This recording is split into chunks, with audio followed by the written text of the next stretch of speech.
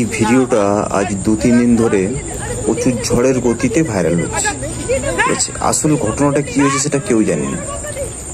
এরপর হলো ঘটনা যে এটা কি কোনো সিনেমা সিরিয়ালের শুট চলছে ইয়া প্রোমো শুট চলছে, না এটা একটা প্রমোশন চলছে। যাই হোক, কিন্তু ফ্যাক্টটা কিন্তু একদম রিয়েল, বাস্তবিক জীবনে যেরকম হয় টাকা পয়সা ধার পেলে একদম সেরকম রিয়েল নিয়ে যাচ্ছে। বাহ, কিন্তু অ্যাক্টিং যদি হয় এটা খুব সুন্দর, দারুণ অ্যাক্টিং।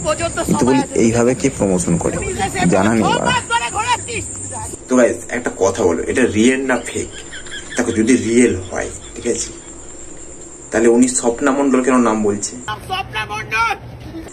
আর যদি ফেক হয়, মানে ইয়ে শুটিং চলছে আর কি, তো কোথাও ক্যামেরা নেই, শুধু মোবাইল ক্যামেরাতে শুটিং হচ্ছে।